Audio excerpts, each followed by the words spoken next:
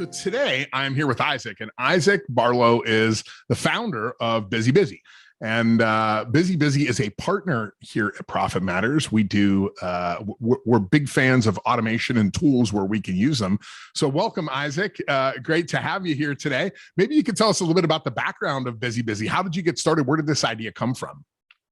This idea came from me being actually in the field. So I grew up as an excavation contractor, and it really came from trying to solve my own problems. And it was primarily field data collection. How do we get the data out of the field that we need, which especially focused, traditionally we get that through timekeeping, through time cards, because that's what the employees will give you, time cards, because they're motivated to get paid.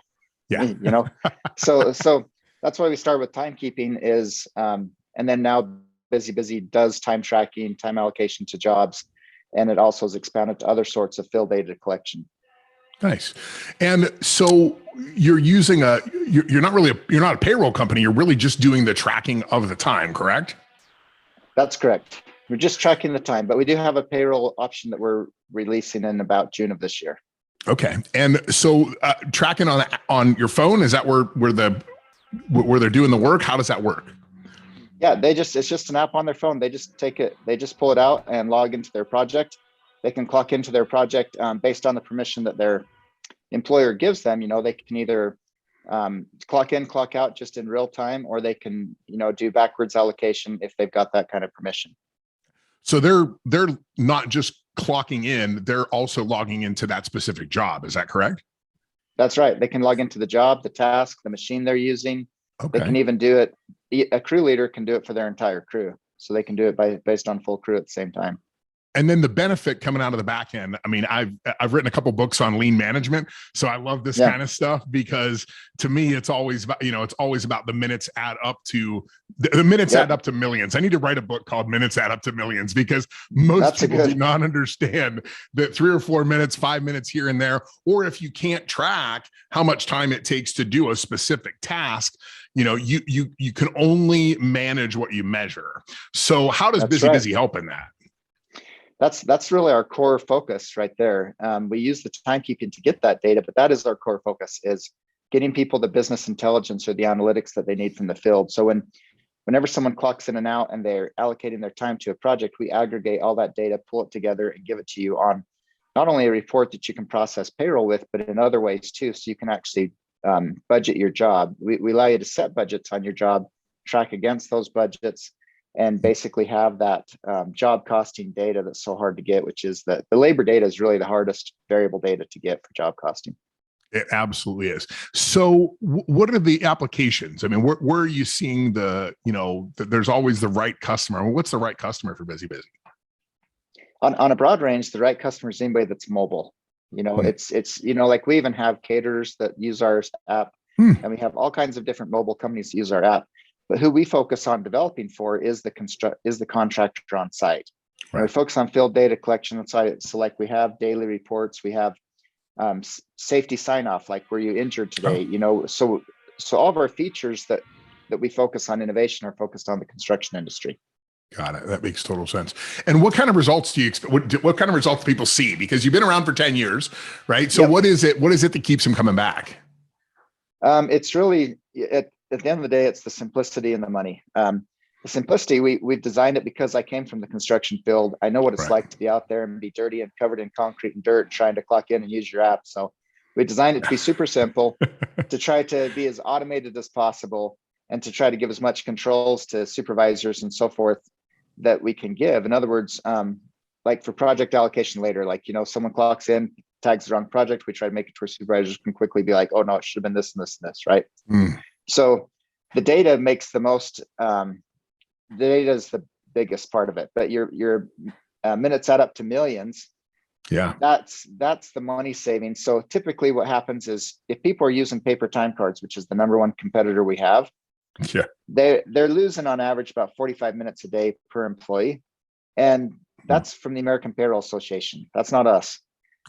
They tell you you're losing about 45 minutes a day. As you know, if you've written these kind of books, you know what that adds up to. Yes. And so very simply, most people get at least a 10x return on BusyBusy. Like what they pay us, they make at least 10 times that just on saving accuracy. And it's not that the employees are bad people or that they're trying to rip you off. A lot of times it's that they don't think it matters. They'll show up 10 minutes late, clock in at 7.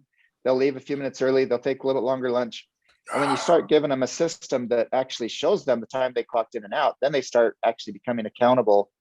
Like one customer of ours, he said he had about 15 employees, and he says, well, I started using your app, and it was costing about $150 a month. We're about $10 a month per employee. He says, I said, great, how's it doing for you? He says, it's making me about $5,000 a month. And I said, oh, well, you got to tell me that one. Like, help me understand that one. He says, well, first off, because this is a smaller contractor, he says, first off, he says, my guys used to always get 40 hours a week. They started using your app and they started getting 36, 37, 30, 35.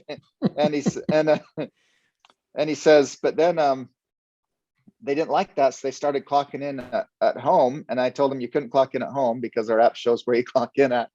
And he says, so they finally end up just getting on the job on time. They finally got to themselves to the job on time, and they'd stay there and work the hours they were supposed to work and clock out. So he says, in reality, it didn't just take money from the employees. It just made them actually spend the 40 hours of work. So he says, I got 3 to 4 hours more productivity out of these guys. Yep.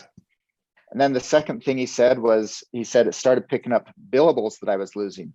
Because BusyBusy says, what are you working on? You can say contract, or you can say other or extras. And so he says, I started being able to glean out all the little things I was missing, because if your guys can be doing a lot of stuff in the field that you didn't bid for, and you're missing that data. And so you're missing those billables, which can be huge. And so they started picking up that money.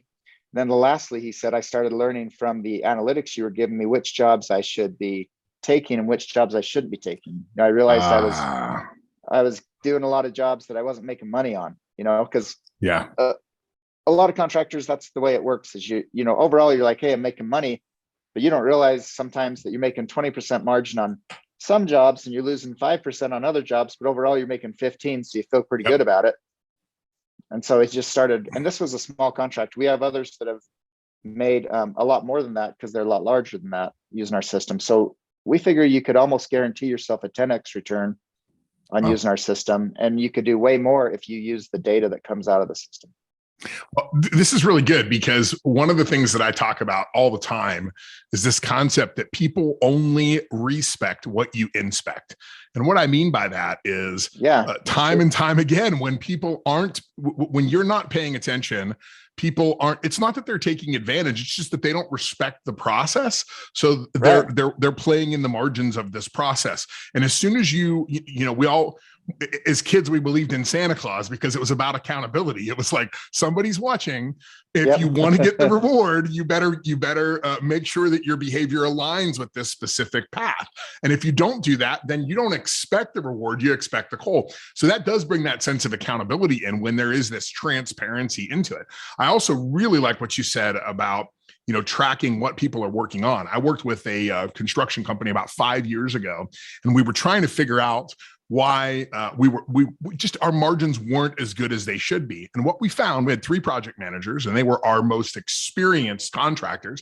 They would go to the job site in the morning and be like, okay, guys, here's what you need to get done. Doing a little bit of an audit, we found that those contractors, those 3 guys, went to Home Depot 27 times a week between the 3 of them on average. And we started thinking to ourselves, every time you go to Home Depot, you end up running into an old friend, you end up stopping for coffee, you end up going in the gas. All these 3 guys did was go to Home Depot. And we did that by just looking at all the receipts and asking them what they were spending their time on. And very, very quickly, then we created a to-do list on every job site that was like, what do we need? So that the project manager could go once a day to Home Depot. Or, the big argument was, we don't want anything delivered because it's so expensive to deliver it. No, it's not. Right. It's $300,000 a year project managers cost way more than a $50 delivery. Those are the kind of things that you just don't think about unless you track it down to that level of detail. And that level of detail is really, that is, the devil is in the details. That's where the margin is made, is in that level of detail. Oh yeah, it's huge, because you miss one little thing. I mean, you figure, like, say if you're, say you're at a 15% margin, right? Then it's kind of like your first 7 hours a day you work, you're just paying costs, and it's the last hour that you make profitability, right?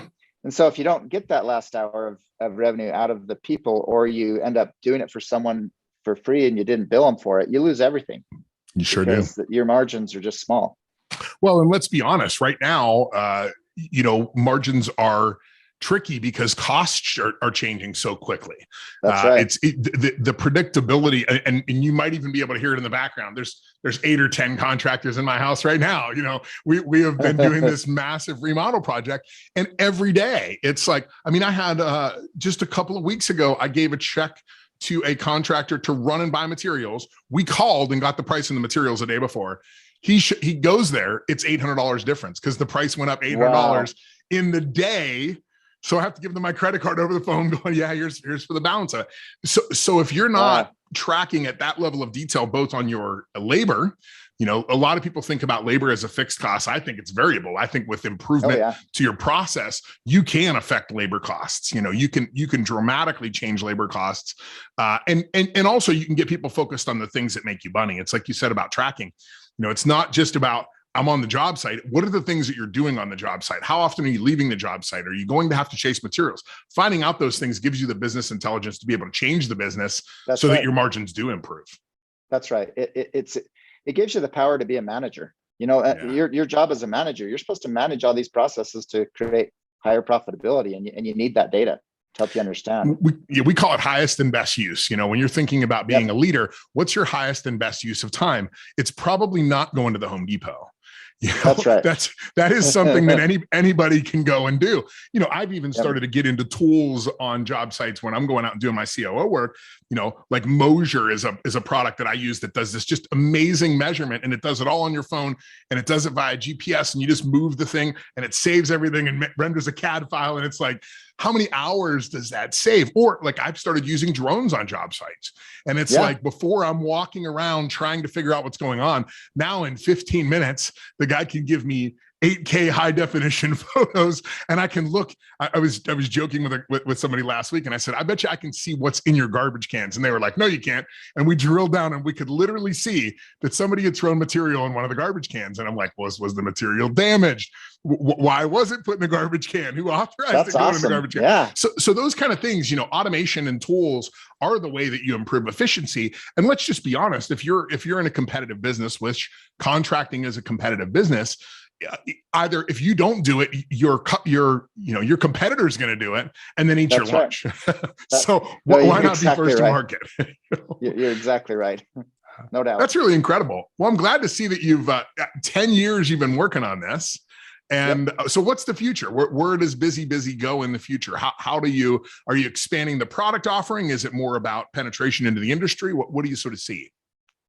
Our vision's always been to drive success of contractors in the field. Traditionally 70% of contractors end up failing, according to the US Census. And so we've studied why that happens. And the basic line that would tell you why that happens is that they have insufficient information to make profitable decisions. Okay. So we're totally focused on that. So where BusyBusy's future is going right now is we're going for kind of this job site P&L. And we currently track all the costs that are coming into the job site. We're tracking your time and your equipment, and we'll shortly be adding the material costs. And then we're also working on getting that production tracking out there so that we can see the revenue that's coming back out of the labors that are being done, so that we can really show you that daily dose of, okay, here's what this job site made, or here's what it didn't make today. And that's where we're pushing for. So we're focused on job site data collection, and we're trying to stay focused in that realm so that we can be really good at it, rather than spread too wide and not be great at everything. No, because I could certainly see how you could apply this to so many different industries, but I think that's a mistake so many entrepreneurs make, right? Is it's like they want to eat the elephant, but they don't want to do it bite by bite. They want to swallow the whole thing, and then they choke on it. And, so it's good to see that you're keeping that very, very narrow focus. That's really awesome. I'm glad to hear that this is right up my alley, as we talked about a little bit before I turned the camera on. I love this efficiency piece of business. And I think particularly right now, when the supply chain is what it is, and let's just be honest, when the labor market is where it is. Oh yeah. People are paying. I just talked to a client the other day that's losing people in the contracting industry to fast food restaurants, because the fast food restaurants are paying $20 an hour and it's air conditioned. And it's like, we live in Arizona. It's 100, everybody in the roofing industry here knows that come June, it's 120 degrees. The air temperature on that roof, it's 140. It's like, I'd rather be working inside drinking a Shamrock Shake. I'll humble myself a little bit and go work fast food to get away from that. That's right. Yeah. That's right. And it takes more and more creativity. I was thinking earlier, what was your statement on tracking it? You said a cool statement on only what we can only manage what gets met. Oh yeah. Can only measure what's sorry, I got it backwards now. Are you talking about the measurement one or the people only respect what you inspect? Yeah. That's it. The respect what you inspect. Yeah, people only respect what you inspect.